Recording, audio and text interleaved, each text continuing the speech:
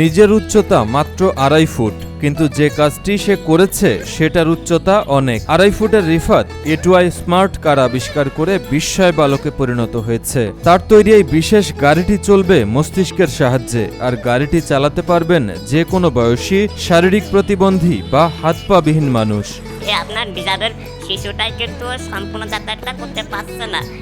তখন ভাবলাম যে এটা যদি আমার মস্তিষ্ক স্নায়ুতন্ত্রের সাহায্যে যদি গাড়িটা আমি অ্যানালাইসিস করতে পারি, তাহলে কিন্তু সেই ব্যক্তিটি গাড়িটা নিয়ন্ত্রণ করতে পারছে। যার হাত নাই, পা নাই কিংবা ব্রেন নাই, যার স্নায়ুতন্ত্রের সাহায্যে কন্ট্রোল করতে পারবে, হ্যান্ডেলের সাহায্যে কন্ট্রোল করতে পারবে, ব্রেকিং সিস্টেমের মাধ্যমে কন্ট্রোল করতে পারবে, আপনার মোবাইল ফোনের মাধ্যমে কন্ট্রোল করতে পারবে, আইসোটোপের মাধ্যমে কন্ট্রোল করতে পারবে। তার অনেকগুলো রান আছে, তার ভিতরে অনেকগুলো এখনো পর্যন্ত সফল হয়েছে। জন্ম থেকে শারীরিক প্রতিবন্ধী হলেও ওয়াকিমুল ইসলাম রিফাতের রয়েছে অদম্য মেধাশক্তি, আর এই মেধার জোরে শারীরিক প্রতিবন্ধকতাকে দূরে ঠেলে আগেও তিনি মানুষের উপকারে আসে এমন নানা ধরনের জিনিস উদ্ভাবন করেছেন। এবার এটুআই স্মার্ট কার বানিয়ে রীতিমতো হইচই ফেলে দিয়েছেন এই কিশোর। আমি ক্লাস 5 থাকাকালীন একটি গাড়ি তৈরি করার চিন্তা আমার মাথায় আসে।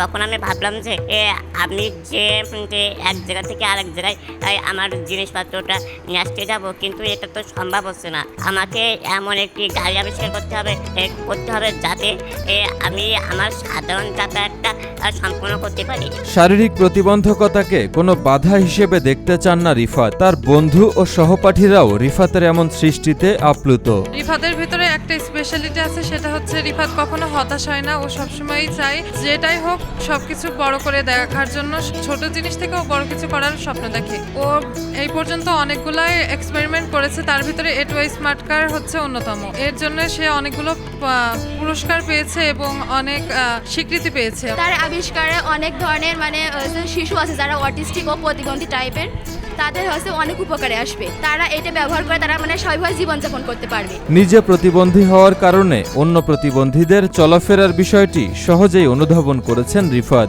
সেই চিন্তা থেকেই এমন একটি গাড়ি আবিষ্কারের চেষ্টা করে এই কিশোর। সফল হওয়ার পর রিফাত নিজেও তৃপ্তি অনুভব করছেন।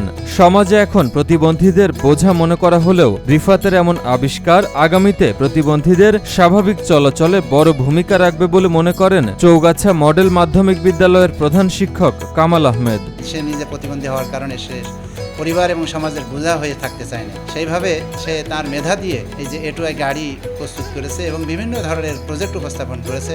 আমি মনে করি তার এই কাজে যদি আর্থিকভাবে সরকার যদি প্রণোদনা দান করে, তাহলে এই প্রতিবন্ধী শিশুদের কল্যাণে সে যে গাড়ি উদ্ভাবন করেছে সেটা বাজারজাতকরণ করে প্রতিবন্ধী শিশুদের কল্যাণে কার্যকরী ভূমিকা রাখবে বলে আমার বিশ্বাস। দেশে কিংবা বিদেশে শারীরিক প্রতিবন্ধীদের চলাফেরা করার জন্য অনেক গাড়ি রয়েছে, কিন্তু সেগুলো শতভাগ ব্যবহার উপযোগী নয়। ওই গাড়িগুলো পরিচালনার জন্য অন্য আরেকজনের সাহায্যের প্রয়োজন হয়। রিফাত তার তৈরি গাড়িতে এআই প্রযুক্তি ব্যবহার করেছে, যা মস্তিষ্কের সাহায্যে নিয়ন্ত্রিত হবে, কারো সাহায্যের প্রয়োজন হবে না।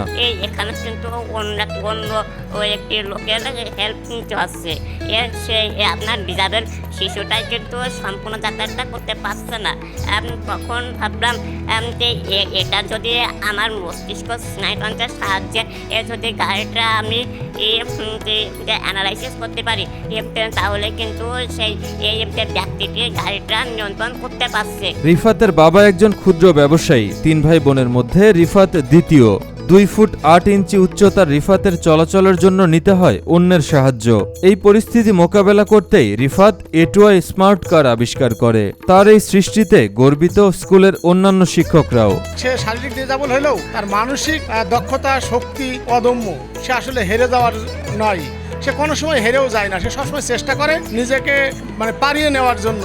একেবারেই নিজের সাবলীলভাবে সে ক্লাস করে, আসে যায়, অন্য শিশুদের মতোই সে। রিফাতের এই গাড়িতে রয়েছে audio, remote control system, AI control system, brain control সহ আরও অনেক অত্যাধুনিক প্রযুক্তি। অদম্য এই যুবক এটুআই স্মার্ট কার্ড তৈরিতে দীর্ঘ 4 বছর ধরে চেষ্টা করে আসছেন। এর মধ্যে অসংখ্যবার ডিজাইন পরিবর্তন করতে হয়েছে, তবে হাল ছাড়েননি এই কিশোর।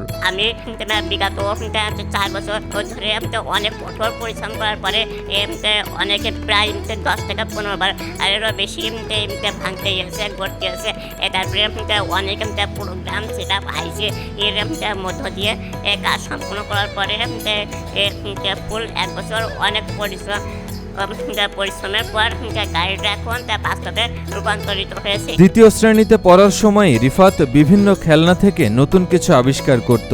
ছেলের এই মেধার কারণে বাবা আবুল খায়ের সবসময় চেষ্টা করতেন রিফাতের চাহিদা মেটাতে।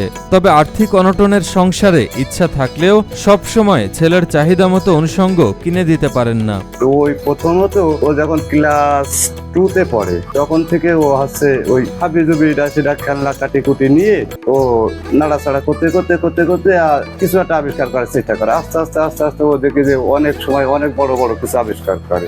তখন ওরে অনেক টাকার প্রয়োজন হয়, তখন আমি ওরে বিভিন্ন কায়দায় ওর বিভিন্ন সহযোগিতা করি যতটুকু পারি।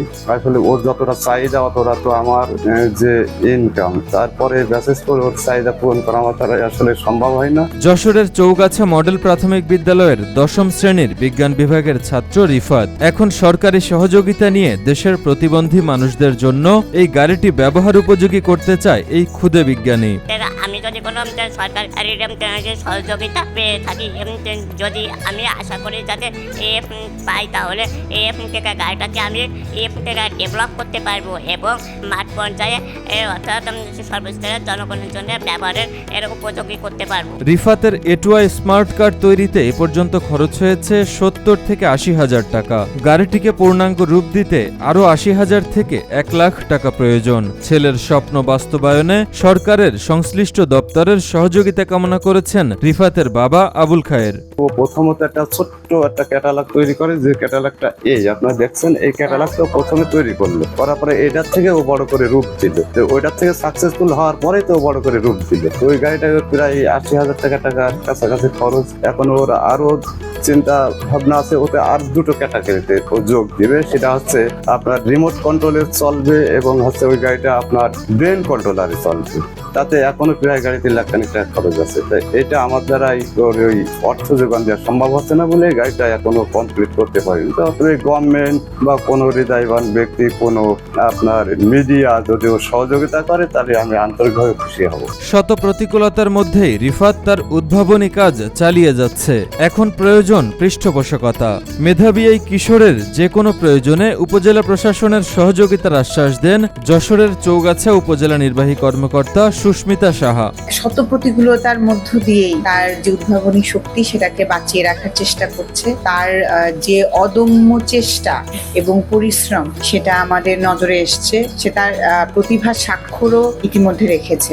আমরা উপজেলা প্রশাসন সর্বতোভাবে তার পাশে আছি। রিফাতদের মতন যারা মেধাবী কিন্তু প্রকৃতির কাছে, যারা আমাদের মতন যারা আসলে স্বচ্ছন্দে জীবনযাপন করতে পারে না, তাদের জন্য উপজেলা প্রশাসন চৌগাছার হাত সবসময় বাড়ানো আছে।